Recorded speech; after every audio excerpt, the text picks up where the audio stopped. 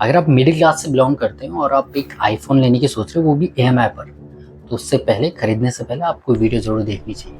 इस वीडियो के एंड तक में बनी रहेगा और मैं आपको अपने रियल लाइफ के कुछ एक्सपीरियंस आपके साथ शेयर करने वाला हूं। नमस्कार दोस्तों, मेरा नाम है रोहित और स्वागत है आपका एक बार फिर से द अनप्लग्ड स्टोरी। आज की वीडियो थोड़ा इंटरेस्टिंग होने वाली है।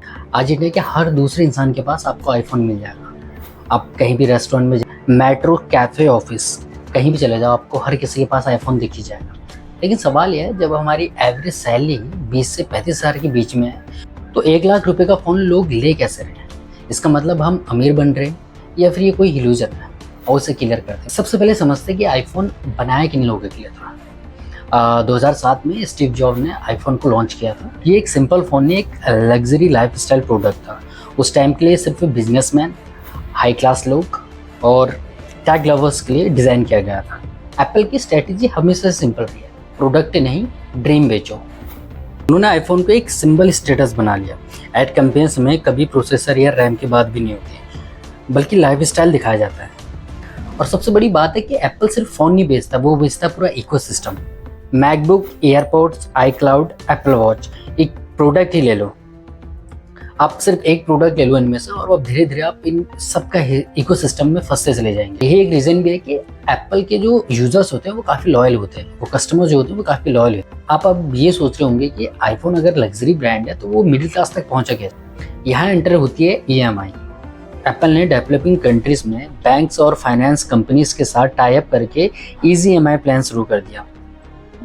मतलब एक बार में 1 लाख रुपए देना तो मुश्किल है, लेकिन वहीं अगर आप इसको ईएमआईज में बांट दो, 4 से 5 हज़ार या 6 से 7 हज़ार की ईएमआई रख दो, तो ये ईजी हो जाता है आपको। इस वजह से आज मिडिल क्लास से लेकर एक स्टूडेंट भी सब आपके हाथों में आपको आईफोन दिख ही जाए। अब जरा ग्राउंड रियलिटी देखते हैं। आईफोन 15, अभी मैं आईफोन 15 का एग्जाम्पल ले रहा हूँ। आईफोन 15 75,000 का है और अगर आप इसका प्रीमियम वर्जन लेंगे, प्रो वर्जन लेंगे, तो वो सिंपली आपको 1.3 लाख का मिल पड़ जाएगा। एक फाइनेंशियल का एक गोल्डन रूल हो, किसी भी बजट पर उतना ही पैसा खर्च करो जितनी तुम्हारी एक महीने की सैलरी का 25 to 30% हो। यानी कि आपकी सैलरी 2.3 से 5 लाख तक होनी चाहिए। लेकिन इंडिया में एवरेज सैलरी आज 20 से 35,000 के बीच में। मतलब मेजॉरिटी लोग आज भी आईफोन जो ले रहे हैं वो सिर्फ ईएमआई या खुद की सेविंग्स तोड़ के ले रहे हैं।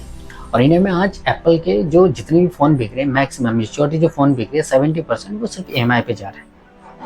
मेरा एक दोस्त है जिसने रिसेंटली आईफोन 16 ईएमआई पर ले लिया। खुशी की बात थी, लेकिन एक दिन जब वो और मैं मेट्रो पे जा रहे थे तो किसी ने उसके पीछे से उसका आईफोन चुरा लिया। अब मैंने सोचा शायद 2-4 दिन बाद वो ठीक हो जाएगा। मेरी उससे बात होने लगी तो फिर मैंने उससे पूछा। अब 2-4 दिन के बाद जब वो बहुत ज़्यादा सैड होने लग गया तो फिर मैंने उससे पूछा कि भाई ठीक है, आईफोन ही तो है, अब चला गया तो क्या कर सकते हैं।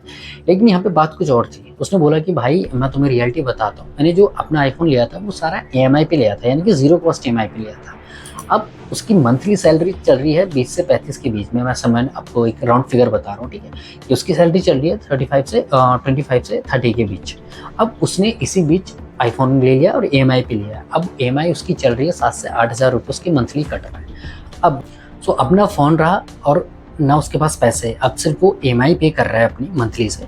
इसी बीच उसके घर से कॉल आ जाता है उसकी फैमिली का कि हमें ना थोड़ा फाइनेंशियल सपोर्ट चाहिए। शायद उसके घर पे किसी की तबीयत ख़राब होगी थी उस टाइम पे और उनको फाइनेंशियली थोड़ा सपोर्ट चाहिए था।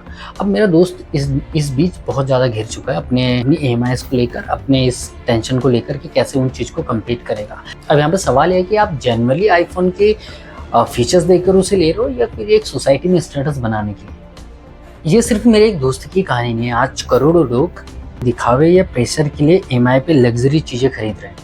आईफोन खरीदना कोई बड़ी बात नहीं है, लेकिन बिना सोचे समझे ईएमआई पर कोई चीज़ लेना खुद को एक ट्रैप में फंसाने जैसा है। मैं मान रहा हूँ कि आईफोन आपके लिए इम्पोर्टेंट हो सकता है, लेकिन फाइनेंशियल फ्रीडम उससे भी ज़्यादा इम्पोर्टेंट है।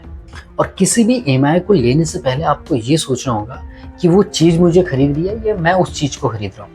मेरा वीडियो बनाने का सिर्फ एक मोटिव था कि आपको मैं ये समझाऊं कि कैसा मेरा दोस्त अभी इन फाइनेंशियल इश्यूज से जूझ रहा है। सो अब आपका क्या सोचना है इस आईफोन के कल्चर के बारे में या फिर इस ईएमआई के कल्चर के बारे में?